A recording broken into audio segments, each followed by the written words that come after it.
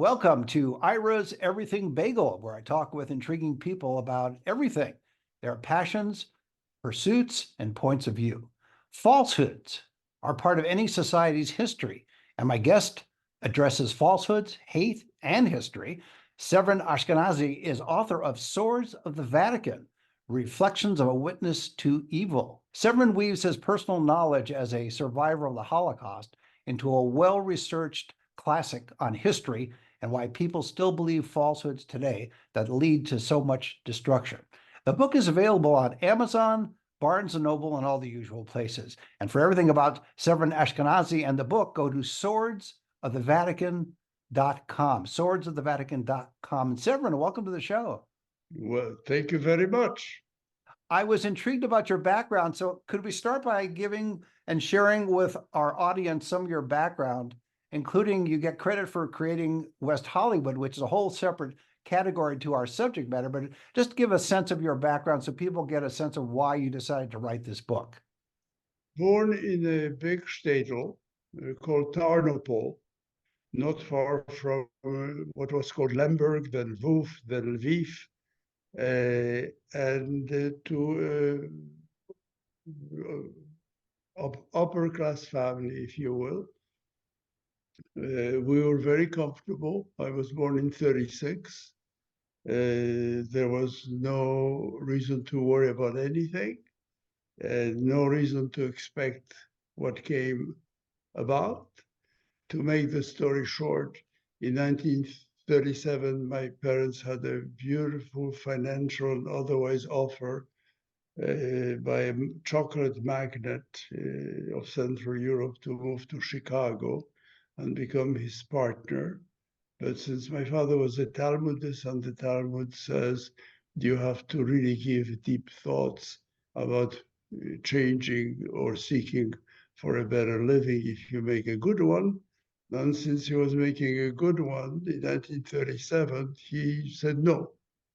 2 years later, we had nowhere to go. 2 years later, we were in a ghetto. 6 months later, we were in a cellar, under a cellar. There were some critical moments that I will spare you, but I know what fear is.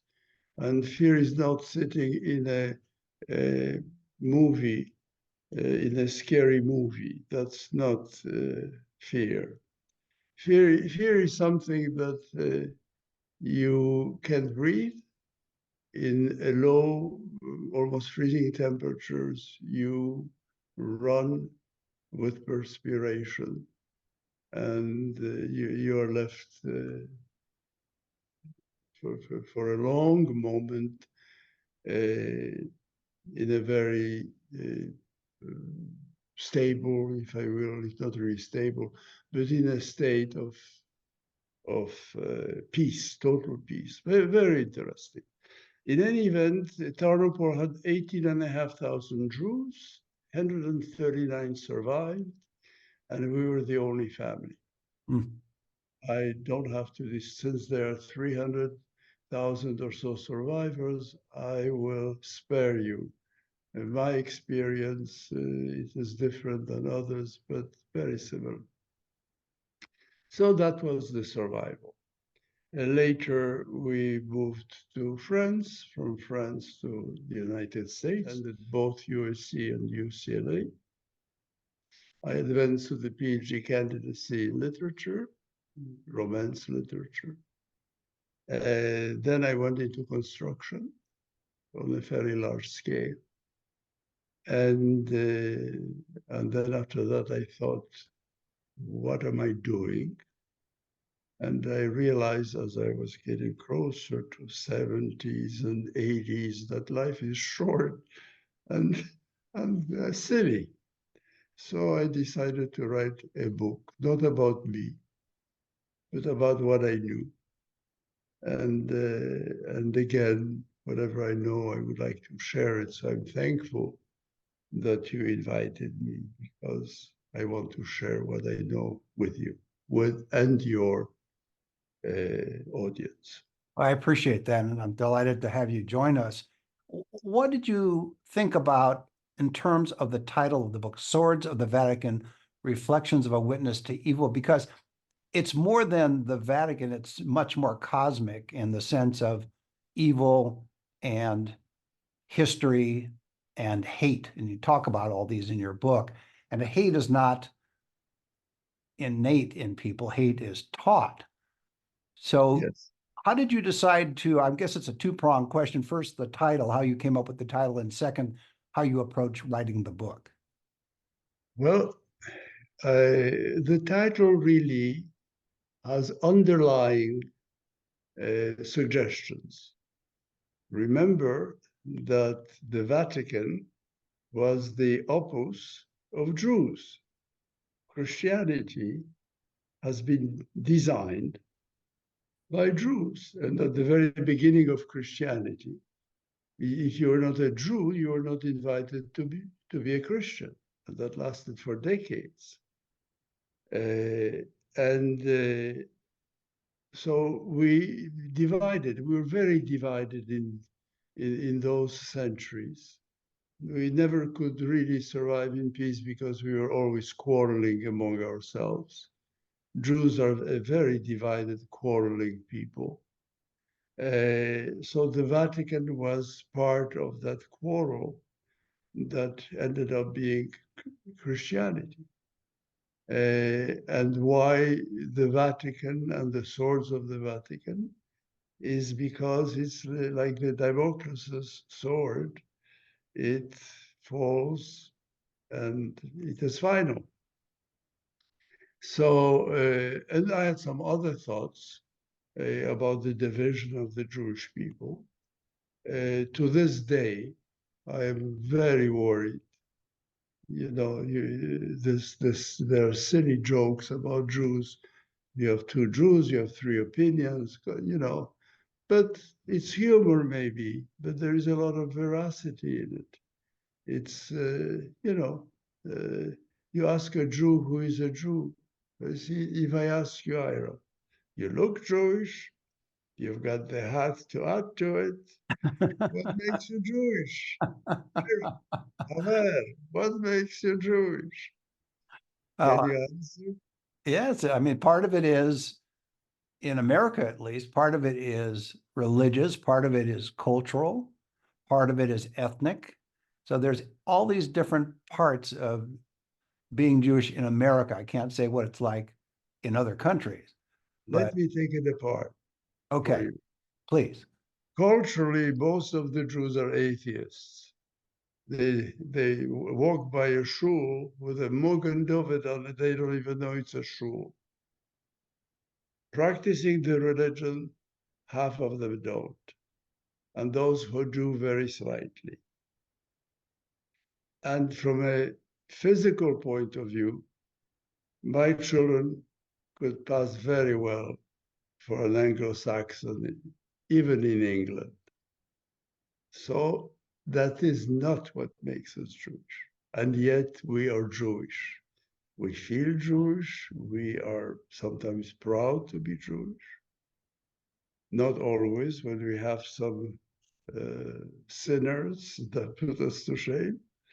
But most of the time, we feel we are an elite, an intellectual elite, or at least. And what Jews do not understand is that what makes them Jewish is being forged like a sculpture, like a piece of metal, being designed to be different. And we have been designed to learn. We're a people of learning. To say the people of the book, that doesn't mean anything. Everybody carries a book. You know, that's not what it is. 2,000 years ago, Flaminius Josephus, the great historian, Jewish historian who befriended the Caesar of Rome, Titus, wrote 2,000 years ago, not 200, 2,000 years ago, the central preoccupation of a Jewish family is the education of their children. And he repeats it in different ways several times. He must have done it from a perspective of history, since he was a historian.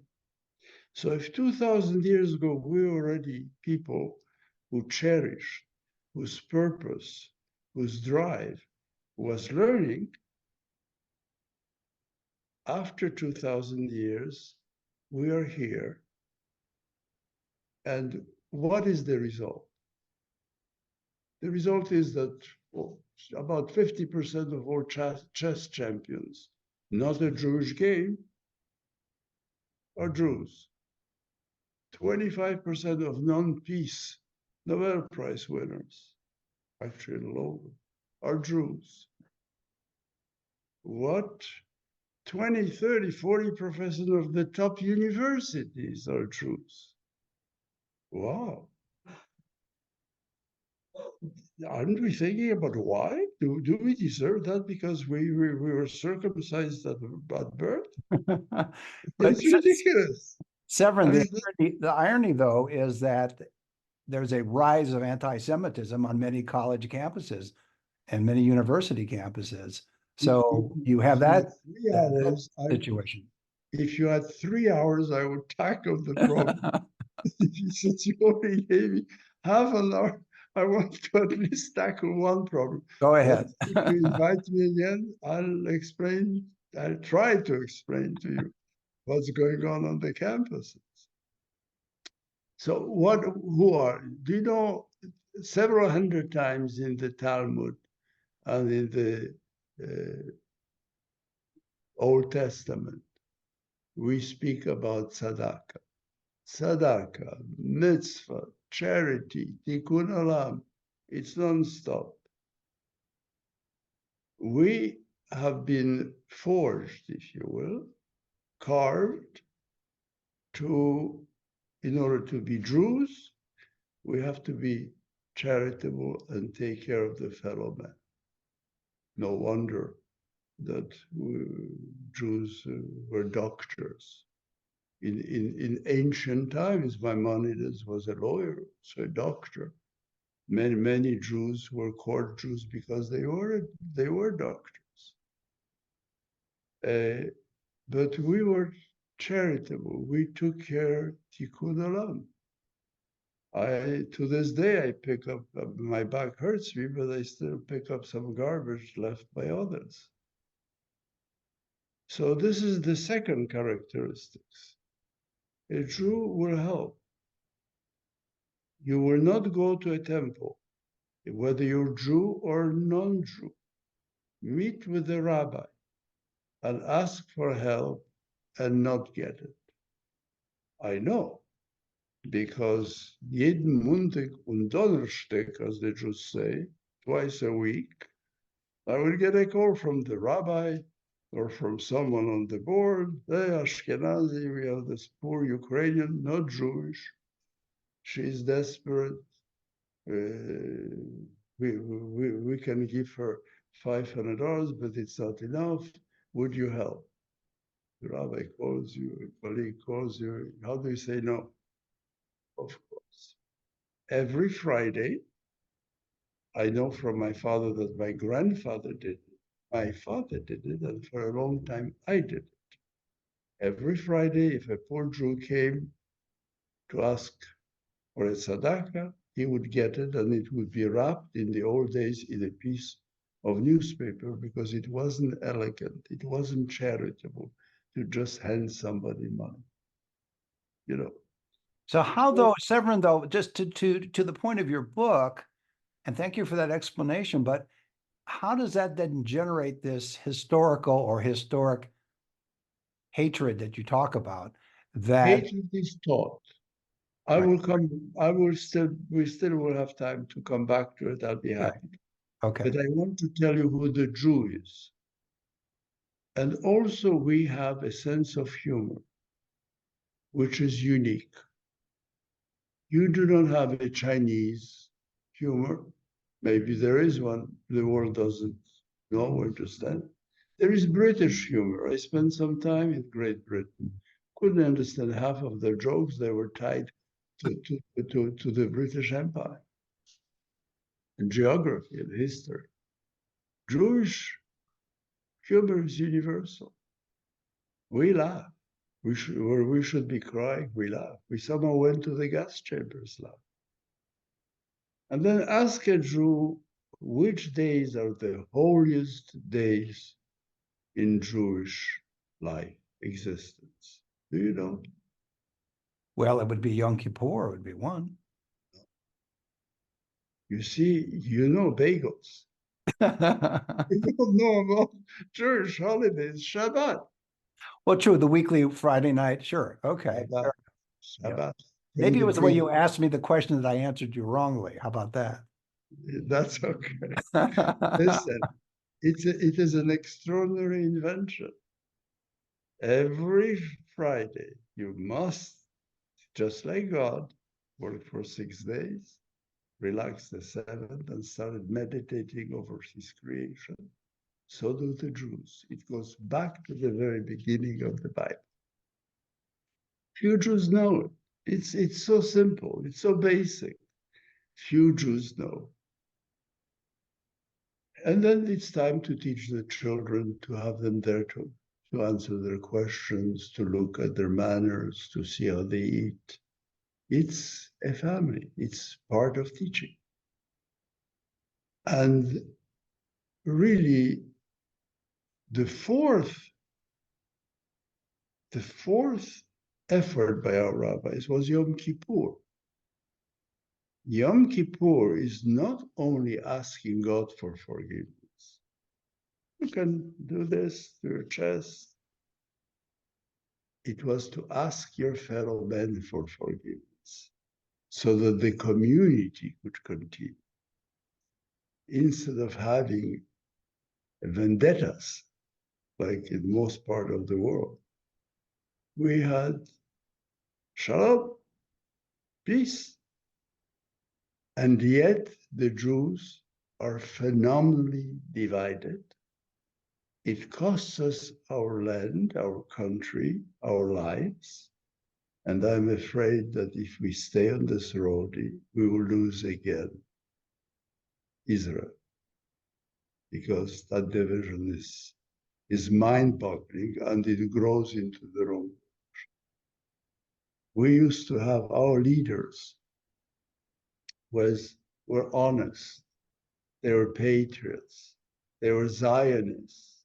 Today, Israeli leaders are ordinary people who seek satisfaction for themselves, most of them. And then what people has 15% of its population? Schnorrers, uneducated schnorrers, who condemn their children to misery and to be at the discretion, if you will, to survive at the discretion of others, and being ignorant schnorrers. They learn nothing. They do not go to the army to harden themselves. They do not really teach except the Talmud. The Talmud is wonderful. You can read it once, twice, earmark it, and sometimes get back to it when you need to, when you have some thoughts. But that's all 15% of our youngsters know. It's embarrassing. And the worst thing of all is that you and I, when they come to us, we support them, we give them money. I mean, it is ridiculous. But I do want to return. I do want to return to the book as to what it's is part. your It's yes. part of the What is vision. it that you want to share in terms of what the book is about? I think that is what I. Well, the book, aside of the things that I'm discussing with you, try to understand in a very detailed fashion what is what, where we came from, where we're going, where we are, is really sharing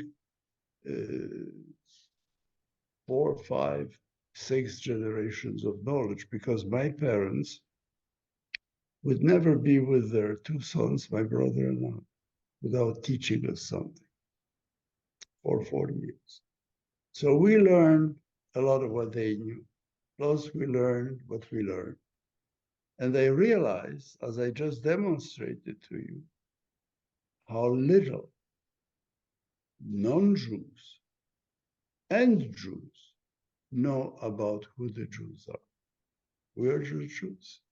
I asked a very well-educated non-Jew in Poland, tell me, who is a Jew?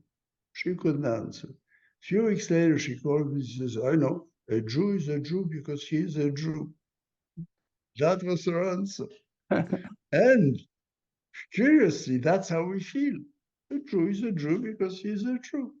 There's an No intuitive explanation. understanding of what you are without really understanding what you are. Right. Yeah. Right. So I try to explain. It is also a historical book. It also discusses hate in a general and in a more detail. Hate is learned. You know, Jews are scapegoats. From the 4th century on, we became serious scapegoats from the Roman times.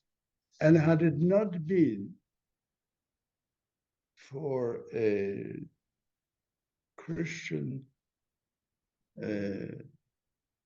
prophet, if you will, 4th century, chances are we would have been already almost exterminated in the 4th and 5th century. Augustine, Saint Augustine, when 2 bishops started murdering us, 100,000 each already, they were down the road. In Milan, the Bishop of Milan and another bishop in Africa. He stopped them and said, the Jews should not be killed. We need the Jews to be to be walking with backbends to show the world what happens to people who do not believe in Christ. 4th century, however. And of course, the Caesars picked from there, and the fight went on. And you know, for instance, I try to explain, why do you think we are matrilineal? Why do you wear a hat or a kippah? Why? Well, the reason I wear a hat is it's distinctive. I like it. It keeps Each my style head looks warm. very good. But Thank if you also think of it as a kippah, you don't need to, because the kippah was invented by some idiot rabbis you. in Poland, literally. Because I'll explain why idiots. I lived it. I paid the price.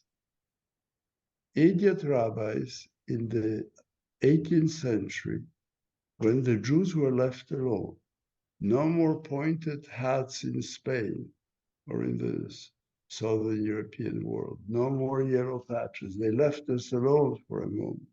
So our rabbis put the kippot to distinguish us. And that's how our persecutors knew which skulls to crush, to smash. I have There is no reason. I have a question, Severin. It's always fascinated me. There are countries in the world where the Jewish population is minuscule, if existing at all, and yet there's anti-Semitism in some of these countries. Where does that come from, even in that larger context, You know, in terms of your book? I'll explain it to you. I'll try. Korea was really atheist, South Korea, Sea of South Korea, until about some 60, 80 years ago.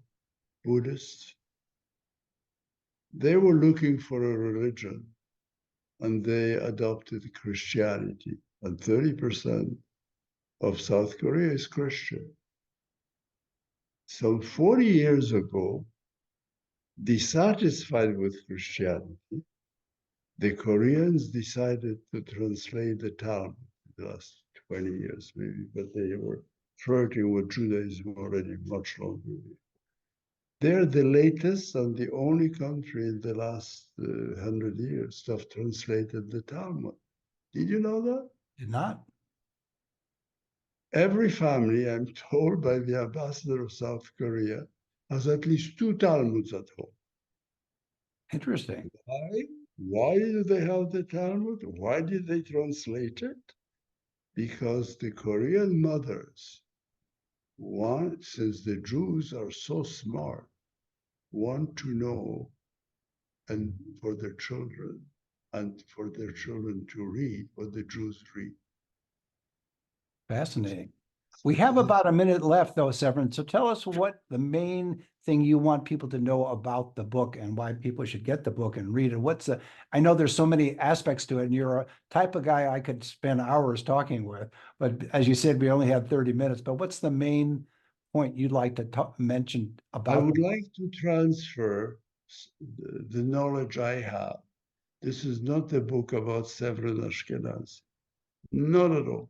There might be just to show some experiences, 1 or 2% of the book I might be involved in. I want people finally to know about Judaism. They don't. I don't think that 99 Jews out of 100 knows who they are. And I don't think that 999 non-Jews know who a Jew is. And we are doing such a poor job in presenting ourselves, in explaining who we are, that the Palestinians, the Muslims, stole the highest ground, moral ground from us. It is absurd. Absurd. These are people who will not help their brothers and sisters. These are people who do not give to the poor, really. From people who can buy a $1 billion boat to get a few dollars for charity is a job. The Muslims are an uneducated gray mass. 2 million people, 5 Nobel Prize winners. Are we kidding ourselves? And if you have not read the Quran, I read it in 2 translations, French and English. It's absurd. It's absurd. And yet, people die for it. And men in expectation of 72 virgins, that are waiting for them in heaven, I just hope they're all nymphomaniacs. That would really do it. Of course, there would be many that would disagree with your take on other religions, and particularly the Muslims. But it required you decades of experience to write the book. Are you satisfied that you got your main points written within the book? There is still so much more to say. And the result of October 7 is already in my book. It was going there, and it got there. So now we have to rethink it again. We have to talk about it. Well, we are living in very dangerous times. That's a great way to leave it for now. Unfortunately, we only had 30 minutes, but my guest has been Severyn Ashkenazy. He's author of Swords of the Vatican, Reflections of a Witness to Evil. It's available on Amazon, Barnes & Noble, and all the usual places. And for everything about Severyn and the book, go to swordsofthevatican.com, swordsofthevatican.com. And Severyn, thanks for being on the show. Thank you for inviting me. And join us every Thursday for a new schmear on Ira's Everything Bagel.